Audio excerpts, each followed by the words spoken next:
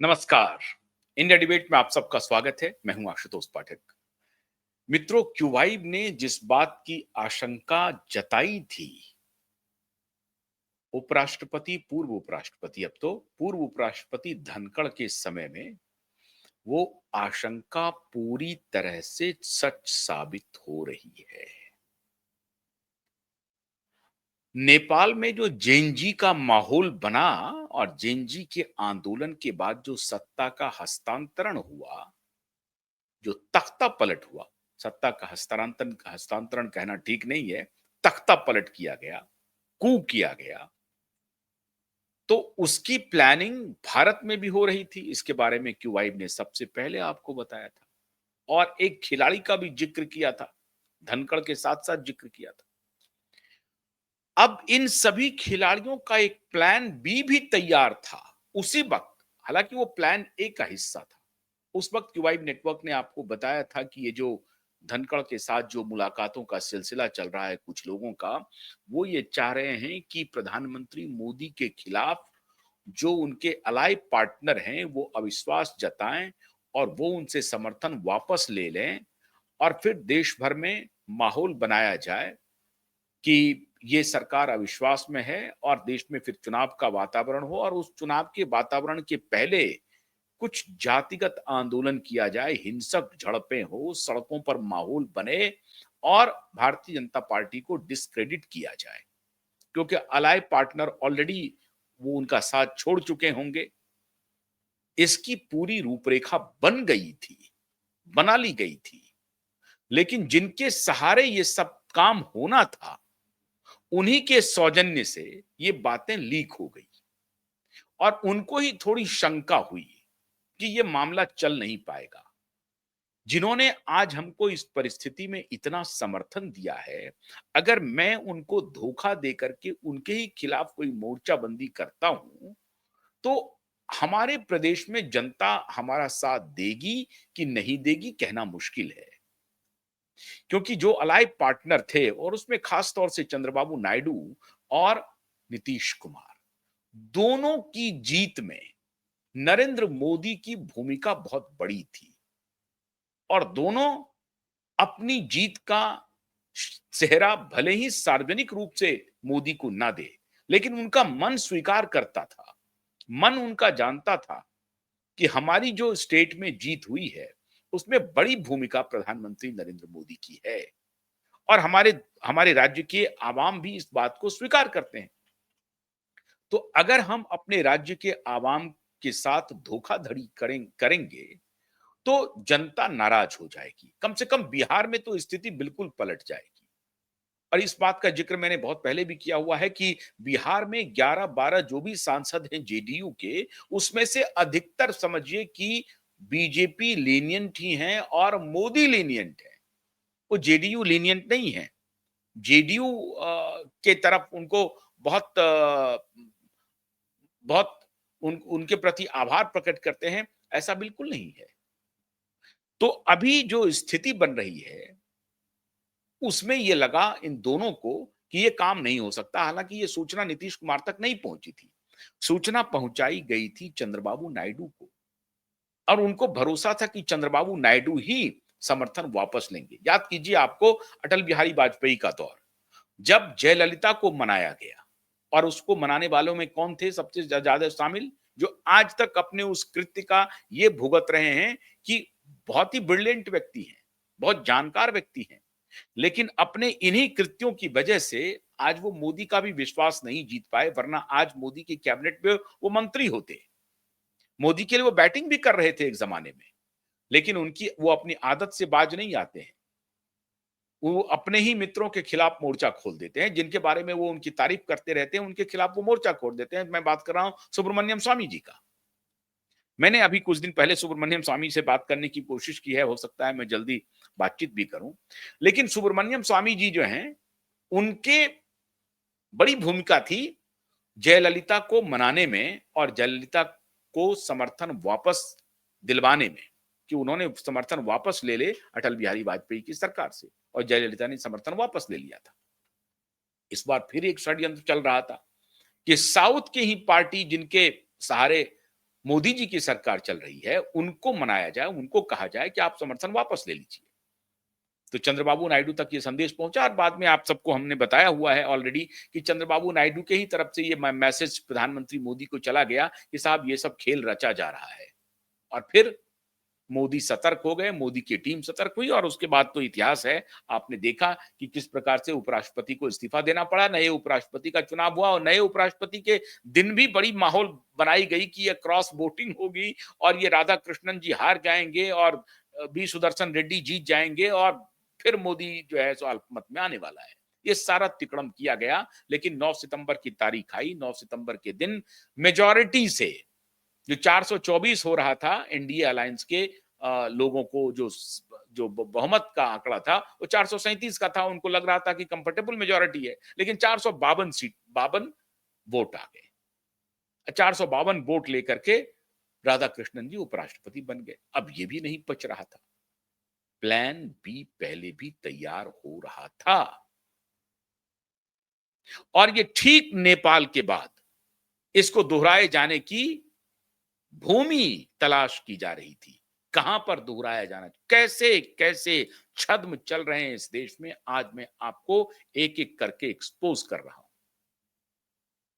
इलाका चुना लेह लद्दाख का, लद्दाख को चुना गया उस भूमि के रूप में इस्तेमाल करने के लिए जहां पर आगजनी हो, दंगे भड़के, हत्याएं की जाएं।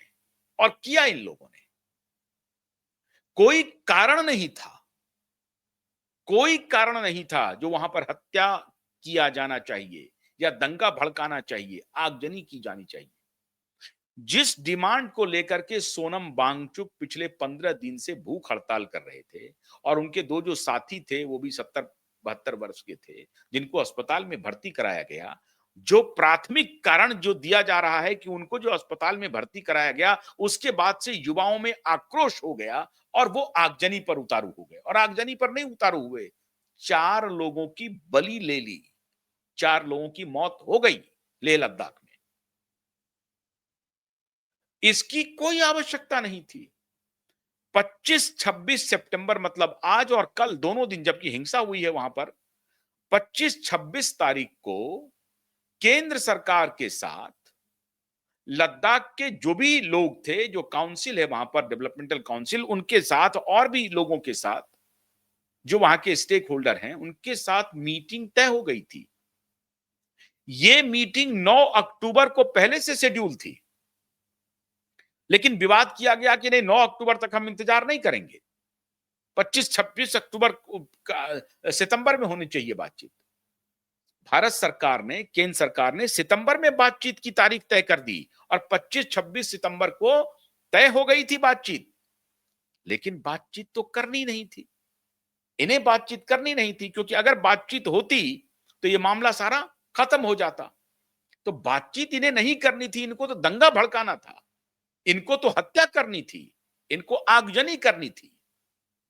तो जितनी मांगे थी, मांगे क्या थी कि भाई जल्द से जल्द स्टेट का दर्जा मिले लेह लद्दाख को। एक रिजर्वेशन का मामला है, उसमें कहा जा रहा है कि 85% रिजर्वेशन दिया जाए, वो मांग भी मान ली गई है। जो वहां के ट्राइबल आबादी है उनको रिजर्वेशन की मांग हो रही थी, स्टेट का दर्जा दिया जाना चाहिए। ये सब बातों पे जितनी डिमांड थी, उन सारी डिमांड को केंद्र सरकार ने लगभग लगभग मानने की हरी झंडी भी दे दिया था। अब इनको मालूम हो गया था कि अरे अब तो इशू ही खत्म हो जाएगा, डिमांड सब मान लेगी सरकार, तो हम लड़ाई कहां करेंगे, किस लिए फिर सरकार को एक्यूज करेंगे। मित्रों, कहा जाता है कि माननीय सोनम वांगचुक एक इंडिपेंडेंट व्यक्ति नहीं है। अभी केंद्र सरकार के होम मिनिस्ट्री ने पूरा डेटा इनके बारे में तलाश लिया है। ये कांग्रेस समर्थित व्यक्ति हैं सोनम वांगचुक जी, वैसे अच्छे इंसान हैं, पढ़े लिखे इंसान हैं, लेकिन सोनम वांगचुक को जो समर्थन मिल रहा था वो कांग्रेस से मिल रहा था। और सोनम वांगचुक को अब जो समर्थन की बात हो रही है, जो केंद्रीय गृह मंत्रालय डेटा निकाल करके लाई है, उसके हिसाब से सोनम वांगचुक के अकाउंट में विदेशी रिमिटेंस आए हैं या जो भी विदेशी फंडिंग हुई है, वो रेमिटेंस है या कोई फंडिंग है, इसकी बात हो रही है। और लगभग 1.5 करोड़ रुपए की फंडिंग हुई है और पिछले कुछ वर्षों से 6.5 करोड़ के लेन-देन की बात हो रही है, जो फॉरेन और जहां पर इनके इनके अकाउंट से इनके एनजीओ को और फिर वहां से फॉरेन गया है पैसा, फॉरेन से इनको आया है, फॉरेन में इन्होंने किसको पैसा भेजा है, भगवान जाने। लेकिन विदेशों से जो इनके अकाउंट में पैसे आए हैं, उसकी भी डिटेलिंग अब होम मिनिस्ट्री के पास आ गई है। सवाल है कि सोनम वांगचुक ने कहा कि हमने युवाओं से अपील की थी कि वो आगजनी ना करें, हिंसक झड़प ना करें और जिनकी मौत हुई है उनके प्रति उन्होंने संवेदना व्यक्त की है। भारतीय जनता पार्टी के दफ्तर को आग के हवाले कर दिया गया, कांग्रेस के दफ्तर को नहीं किया गया। भारतीय जनता पार्टी के दफ्तर को आग के हवाले कर दिया गया क्योंकि भारतीय जनता पार्टी की सरकार है सत्ता में, इसलिए मोदी विरोध में यह काम हो रहा था।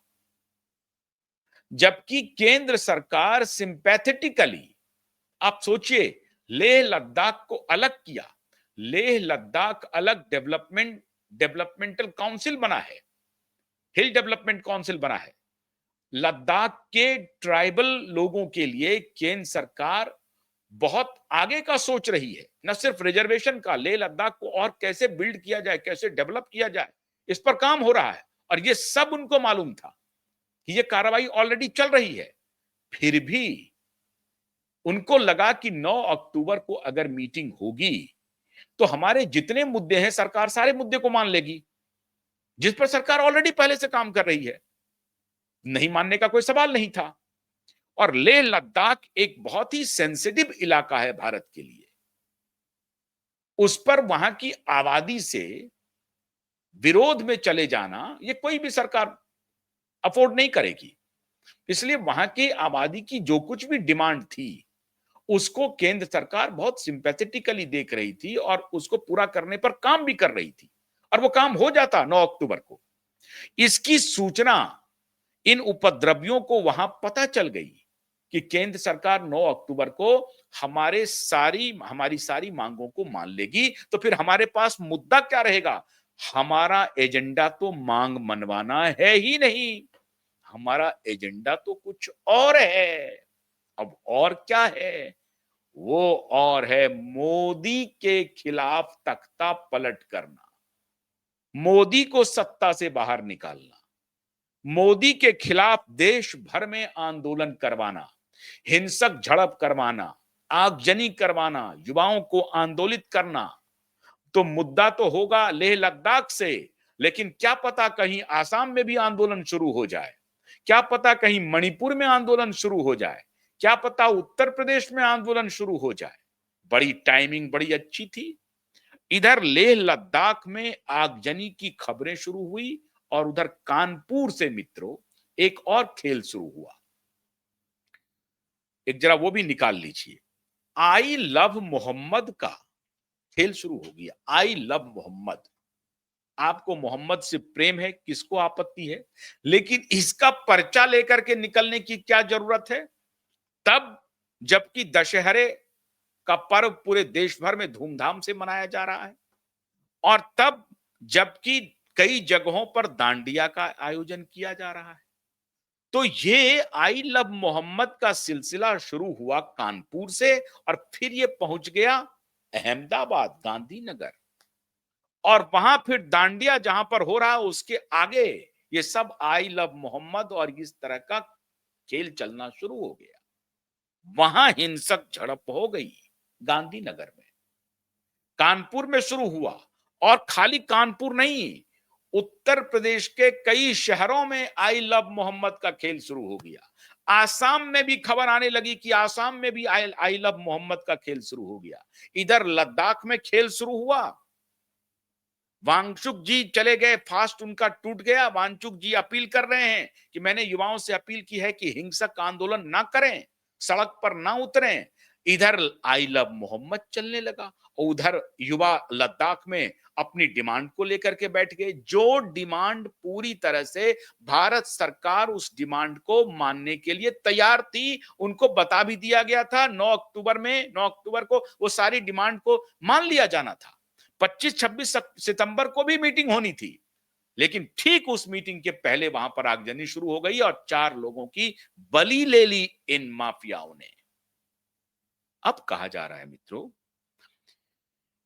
कि फंडिंग हो रही है, आईएसआई की बड़ी भूमिका है और कुछ चाइनीज खेल भी चल रहा है कि बॉर्डर एरिया को डीस्टेबलाइज किया जाए और इसमें फिर सीआईए का खेल चल रहा है। ये जो आई लव मोहम्मद का खेल शुरू हुआ है और ये जो लद्दाख का खेल शुरू हुआ है, इसको नेशन वाइड करना था। एक तरफ लद्दाख हिल काउंसिल वाला, ये अगर शुरू होगा तो मणिपुर में भड़का दिया जाए और फिर ये आई लव मोहम्मद ये जो सेंट्रल इंडिया का है उसको देखेगा, फिर साउथ में भी लेके चला जाया जाएगा, कर्नाटक में भी शुरू हो जाएगा, हैदराबाद में भी शुरू हो जाएगा, भाईजान का इलाका है वहां पर, वहां भी आई लव मोहम्मद हो गया, क्योंकि भाईजान बाहर आकर के बोल रहे हैं कि भाई हमने अगर आई लव मोहम्मद कहा है तो क्या दिक्कत है। बिल्कुल कोई दिक्कत नहीं है, आई लव मोहम्मद कहने में कोई दिक्कत नहीं है, लेकिन ये आई लव मोहम्मद आज ही क्यों हो रहा है साहब?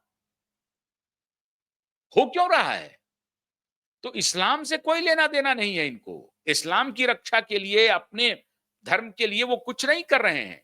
ये कुछ ऐसे गुंडे लोग हैं जो आईएसआई और सीआईए के इशारे पर पूरे देश में माहौल को बिगाड़ने के लिए, मोदी के खिलाफ युवाओं को भड़काने के लिए पूरा षड्यंत्र रच रहे हैं। जो धनखड़ के प्लान में शामिल था कि जाट आंदोलन खड़ा कर देंगे, जातीय उन्माद फैलाएंगे, ओबीसी, दलित, ईबीसी का माहौल बनाएंगे और उसके बाद मुस्लिम युवाओं को सड़क पर उतारेंगे और इस तरह से पूरे देश में एक ऐसा माहौल खड़ा कर देंगे कि युवा जन क्रांति कर रहे हैं, जेन जी आ गया है, जेन जी आ गया है मोदी के खिलाफ। ये पूरा षड्यंत्र तैयार हो गया और सीआईए और आईएसआई के जो मॉड्यूल हैं, स्लीपर मॉड्यूल, भारत में एक्टिव हो गए। अब स्लीपर मॉड्यूल को मैं सीधे आपके सामने ला रहा हूं। दो पात्र ने बड़ी चिंता जताई है साहब, और वो चिंता जताने वाले दो पात्र कौन हैं? एक है मोहम्मद फारूक अब्दुल्ला जी, वाह, और दूसरे हैं माननीय केजरीवाल जी। ये खामखा कोई लेना देना नहीं केजरीवाल का लेह लद्दाख में, चर्चा करने के लिए आ गए। क्यों किया चर्चा ले केजरीवाल ने, क्यों किया फारूक अब्दुल्ला ने इस बात की? चलिए फारूक अब्दुल्ला का मान लेते हैं, लेकिन फारूक अब्दुल्ला को यह बात कहने की आवश्यकता क्या थी? फारूक अब्दुल्ला ने क्यों नहीं कहा कि यह आगजनी जो हो रही है वो गलत हो रही है? सब मालूम है फारूक अब्दुल्ला को कि कौन करवा रहा है, किसके इशारे पर हो रहा है। तो अभी ये दो खिलाड़ी को, सबसे पहले दो खिलाड़ी को मैदान में उतारा गया, केजरीवाल और फारूक अब्दुल्ला। और इन खिलाड़ी के पीछे बहुत सारे खिलाड़ी अभी ड्रेसिंग रूम में इंतजार कर रहे हैं। सीआईए और आईएसआई के मॉड्यूल ये ड्रेसिंग रूम में इंतजार कर रहे हैं। इन्हीं का एजेंडा था धनखड़ के सहारे पूरे देश में माहौल खराब करने का। इन्हीं का एजेंडा था कि चंद्रबाबू नायडू वापस लें समर्थन और उसके बाद देश भर में माहौल खराब किया जाएगा, जातीय उन्माद फैलाया जाएगा। वो फुस हो गया, मोदी ने उस पर मिट्टी डाल दिया, पानी डाल दिया। तो दूसरा तरीका अपनाया, इधर एक तरफ आई लव मोहम्मद का नारा शुरू करो और उधर लेह लद्दाख में शुरू करो। अब दोनों जगह सेंट्रल भारत में इधर आई लव मोहम्मद का होगा, उधर लेह लद्दाख का होगा। जब यहां होगा तो फिर मणिपुर में आग भड़का। ये प्लानिंग है। इतना ही नहीं, दार्जिलिंग के बहुत सारे इलाके में प्लानिंग हो रही थी, पश्चिम बंगाल में प्लानिंग हो रही थी, बिहार के सीमांचल इलाकों में प्लानिंग हो रही है। प्लानिंग बहुत गहरी है मित्रों। तभी मैंने आपको बताया कि सीआईए और आईएसआई पूरी तरह से एक्टिव है। वो बांग्लादेश, श्रीलंका, नेपाल दोहराना चाह रही है कि भारत में किसी भी प्रकार से बांग्लादेश, श्रीलंका और नेपाल को दोहरा दिया जाए। और ये जो टेस्ट है, ये इसका वार्म अप चल रहा है लेह लद्दाख में और आई लव मोहम्मद का कैंपेन। अब तो आपको सारा सबूत मिल गया ना। ये वार्म अप चल रहा है। जैसे क्रिकेट के मैदान पे या फुटबॉल के मैदान पे प्लेयर जब जाता है ना, तो उसके पहले एक्सरसाइज करता है। तो ये एक्सरसाइज चल रहा है इन माफियाओं का, इन एंटी नेशनल लोगों का ये पूरा एक्सरसाइज चल रहा है कि मोदी को जरा टेस्ट करते हैं, लेह लद्दाख को कैसे हैंडल करता है और आई लव मोहम्मद वाले कैंपेन को कैसे हैंडल करता है। और फिर तो उधर मणिपुर में भड़का देंगे, फिर आसाम में भड़का देंगे। पूरे देश में भड़का देंगे और फिर तो सोशल मीडिया लोगों के पास पहुंच जाएंगे कि साहब इनको हटाइए, ये देखिए देश में क्या कर रहे हैं। ये पूरी प्लानिंग है, लेकिन मामला यहां उल्टा पड़ेगा, ये मोदी है। मोदी उस मिट्टी के नहीं बने हैं, मोदी दूसरी मिट्टी के बने हैं। मोदी आपकी हर एक चाल को समझते हैं, इसलिए मोदी की खुफिया एजेंसी चाक चौबंद है। और मैंने मित्रों बहुत पहले कहा था, क्यूबाइब ने पहले कहा था कि ये मोदी की बलि लेने के लिए किसी भी हद तक जा सकते हैं। और इससे बड़ा उदाहरण क्या हो सकता है कि जब 25-26 सितंबर को लेह लद्दाख के मुद्दे पर केंद्र सरकार के साथ बैठक प्लान्ड है, 9 अक्टूबर को बड़ी बैठक प्लान्ड है, उसके पहले आप आंदोलन शुरू करवा दें और बहाना बनाए कि वो जो 70-72 साल के लोग हैं उनको जो हॉस्पिटल ले जाना गया, इसके लिए वहां पे ये युवा नाराज हो गए। अरे नाराज हो गए, गुस्से में आ गए तो आंदोलन कर देते। आगजनी करेंगे आप 4 लोगों को मरवा देंगे। मौत के घाट उतरवा दिया इन लोगों ने। और सोनम वांगचुक कह रहे हैं कि मैं तो हमेशा अपील कर रहा हूं युवाओं से शांतिपूर्ण आंदोलन कीजिए। इसके पहले सोनम वांगचुक ने लेह से चल करके दिल्ली की यात्रा की है, पैदल यात्रा की है, बड़ी अच्छी यात्रा रही है उनकी, बहुत अच्छी यात्रा रही है। हालांकि मीडिया ने बहुत कवर नहीं किया, लेकिन सोशल मीडिया ने कवर किया था। लेकिन वो तो वार्म अप चल रहा था, वो तो बिल्ड किया जा रहा था पूरे मूवमेंट को। और जब मीटिंग के लिए डेट तैयार तय हो चुका है, यह भी संदेशा जा चुका है कि सरकार हर बात को मानने के लिए तैयार है, फिर ये आगजनी क्यों हो गई?